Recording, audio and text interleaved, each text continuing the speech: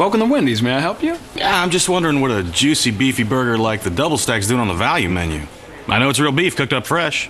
If a hamburger like that's really on the value menu, then I'm the Queen of England. You know, I believe I do fancy a double stack. Ooh, and a frosty. Wendy's is cooking up real value. Fresh, never frozen North American beef. Just 99 cents for a hot, juicy double stack. You know when it's real. Hospital emergency rooms nationwide have done research on how to diagnose chest pain. One Utah healthcare organization has rigorously studied all the national research and distilled it into one standard proven to work best. Because of it, the chest pain diagnosis at Intermountain Healthcare is faster and more correct, so each individual patient can be treated as effectively as possible. Just another reason we're Utah's heart care leader. Intermountain Heart Services, healing for life. Sportsman class coming up here. Pete Prescott and all jacked up, backing up to the sled. What's the difference between the sportsman class and what we've been seeing so far? These trucks don't have to be street legal, and they're allowed to stack the weights out 60 inches from the front. That's 5 feet from the front axle. They have the safety equipment, the kill switches on the backs of the trucks. It's mostly about the safety, and they're allowed minor modifications on the engines. Not major. I mean, you can hear that they're cammed up. They're allowed to have some aftermarket engine parts, and they still run on pump gasoline. They're not allowed alcohol or any racing. They can run a racing high-octane gas, but it has to be gasoline. And this is a really big step up from the heavy stock. It's a lot more involved and a lot more money to build one of these than your heavy stock. So do they change the settings on the sled now? I believe they do for this class. They're allowed. They have to run a DOT street tire. So I'm not certain if they've adjusted. I don't think so. I think they leave the sled where it was at, so you'll be able to see. But it's also a lighter class than a heavy stock. The truck's actually lighter. Pete Prescott and all jacked up 2 coming down the lane. All right, so we'll see some wheel speed with this truck. He's got a 460 that's souped up. They just put the engine in it this week, and there he goes. You ought to see this guy. He looks like he needs to be in a wheelchair, but he still drives truck for a living. And he drives it a long way with a big load. That's impressive. That's impressive. That's a good running truck. 282 and 4 for Pete Prescott. You're watching the second annual Cache Valley Truck and Tractor Pull, sponsored by Moonlight Diesel on the Valley Channel. I'm Eric Olson, with me Joel Carlson. Joel, you're going to be driving a little bit later. Yeah. I drive in a Supermod diesel class. This guy lives down in my town. He's a friend of mine. He kind of helped me get into pulling. I went and got the first rule book that I got from him, and he didn't know me from Adam, and since then we've gotten to know each other quite well. And I think it's a pretty clever name for his truck, because when it pulls, you just look at it and go, imagine that old chunk of iron, and this thing runs. It runs good.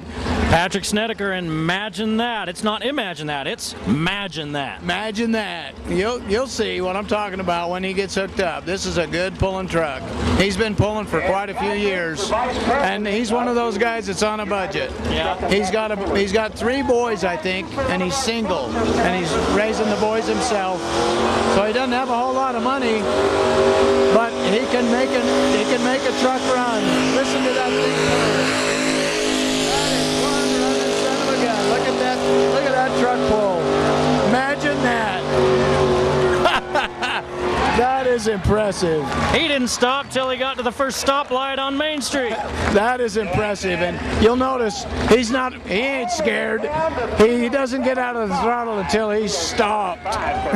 3075 for Patrick Snedeker, so he sets the bar awfully high in the second pull of the evening.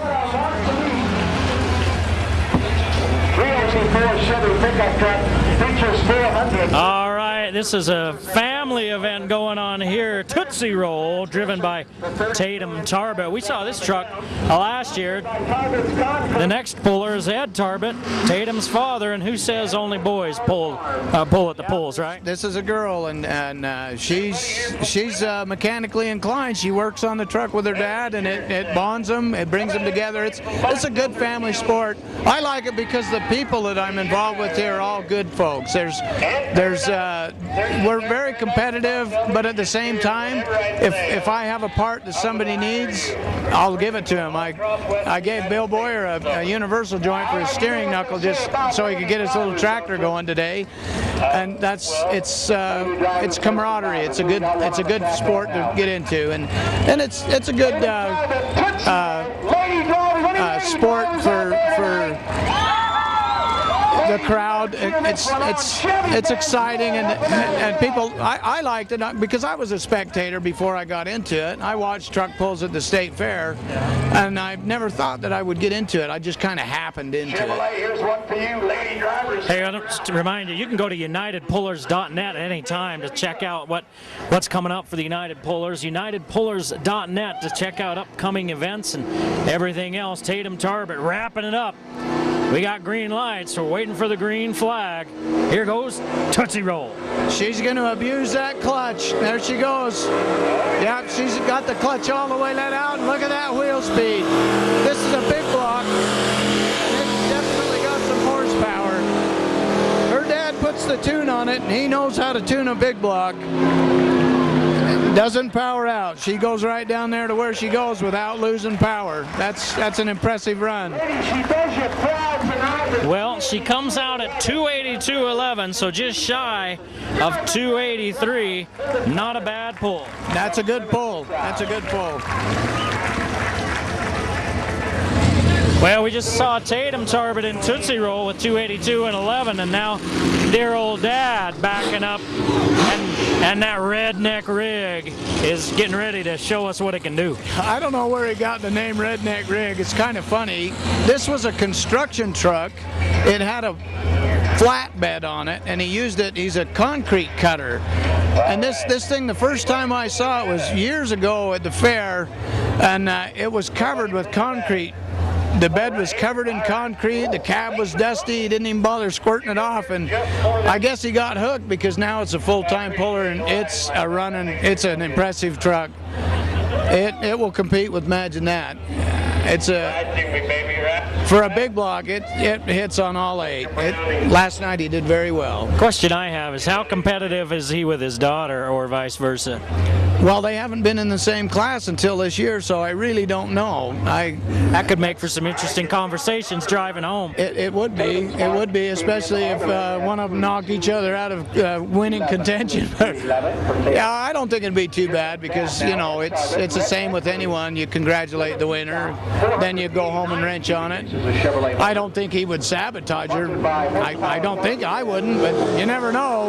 He's got to beat 307.5. He's got some excellent wheel speed. This is a big block too, and like I said, Ed really knows how to tune a big block. She's hitting on all 8 cylinders all the way down the track, and it looks like he might have it. I mean, he was just kicking up the dirt. Heck of a run for Ed Tarbett. Through the years, he's managed to get his gear ratio figured out to the RPM of the engine just right, because that's a good pull. There you go. He took 3:13.10. He just smashes the mark. That will hurt. That will hurt Patrick Snedeker's feelings, but he'll go home and wrench on it some more and try to beat him next week. I love to smell that race fuel. We come over here. Well, Pete Prescott all jacked up too. Looks like he wants to give this one another shot. Yeah, I didn't hear him announce that he opted. He must have opted to come back at the end. The first puller always has the option to pull again. So he wasn't happy with that first pull, and the chances are he'll probably do better. I don't know if he'll beat Ed Tarbett, but he's going to give it a good try. Well, we were talking earlier, and you were saying how, just for whatever reason, it never seems like that second pull pull goes as far as the first. Seems like 9 out of 10 times the engine heats up, loses power, but if you wait till the end, he's had time to cool it off a little bit. Maybe he made a mistake and he wants to try it again. I don't know what his reasoning would be, but he wasn't happy with that first pull for some reason. And then again, he might just be hooked on pulling and want to pull twice. Well, he's sitting in fourth right now. See if he wants to move up. He needs 7 more inches to move up into third. He did 282.4 at first, and 282.11 is what Tootsie Roll's mark was.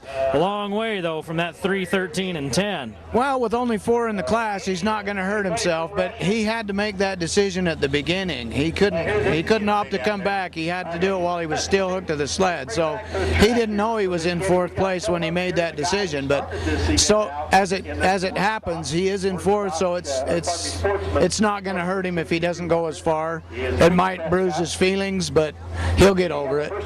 Worth a try, right? Regneck Rig was number 1. Ed Tarbett matching that. Pete Snedeker number 2. Let's see now what All Jacked Up 2 can do on his second pull. It sounds like he's got a lower gear and a little better wheel speed this time. I believe he's going to he's having fuel problems.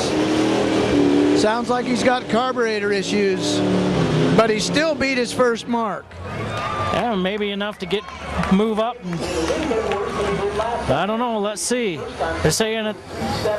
No, 275. He didn't get that mark. Didn't do as good as he did. It looked like he did better, but he didn't. That's why I say the monitor never lies. Back up here, but we got to pick on the Fords, being how this was a Ford that had trouble.